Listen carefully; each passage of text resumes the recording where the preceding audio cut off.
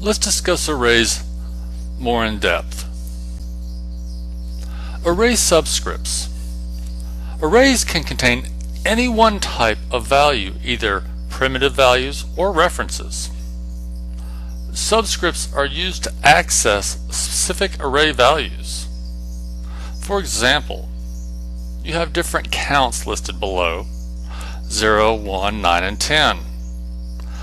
0 is your first variable in the count, 1 is the second, 9 is the last, and 10, as we discussed earlier, would be an error trying to access a variable outside of the count. Expressions and subscripts. Array subscripts do not have to be constants. Array subscripts do not need to be integer expressions that evaluate to valid subscript values for the current array allocation. Please see the examples below.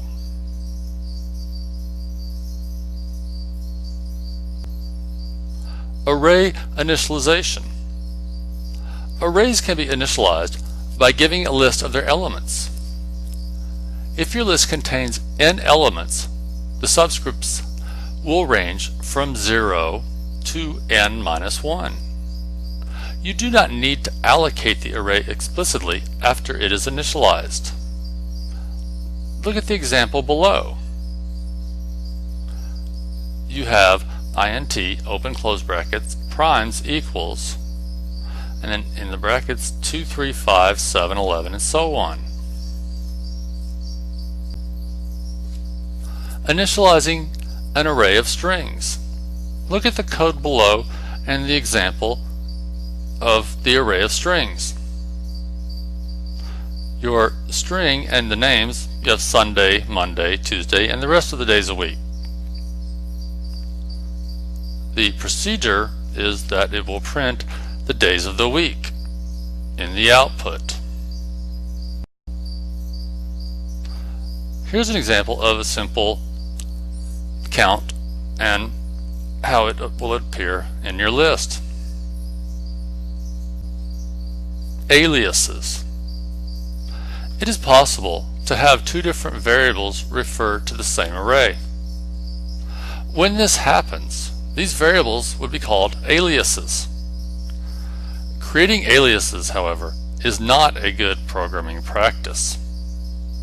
Example of how it can happen below. If you were to place b equals new int in the brackets 10, then a equals b, it would be necessary to create an alias in this case.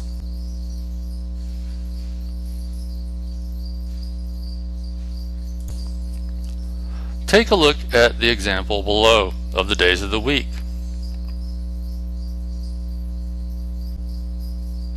Loops and array processing. Look at the code below. The first example initializes counts to 0, 10, 20, and so on up to 90. The second example prints the contents of counts using the length. Extra capacity array.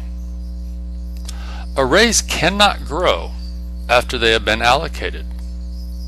You can allocate more space than you believe your application will need, but if you guess too low, you will still run out of space. You do not need to use all the elements in an array, but total memory is finite. Searching. This loop terminates as soon as it finds the value 90 stored in grades. Look at the example below. Do you see where the limit is 90 within the code?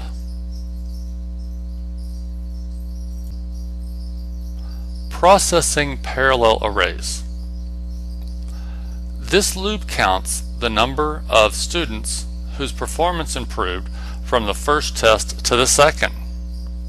Look how it compares grades 1 to grades 2. If grade 2 is better than grade 1, it's going to show as improved. Arrays of objects. Arrays of objects are declared in the same manner as arrays of primitive variables.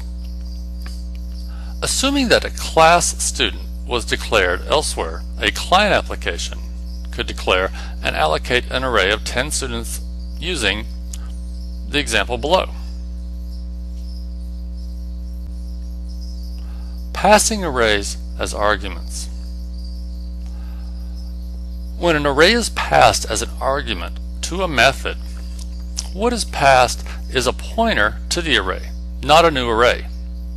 Arrays are passed by reference. This means that if the method makes changes to the array, these changes are still in effect when the method returns to its caller. This is not true for primitive values, which are passed by value and not by reference. Here's an example of a method header.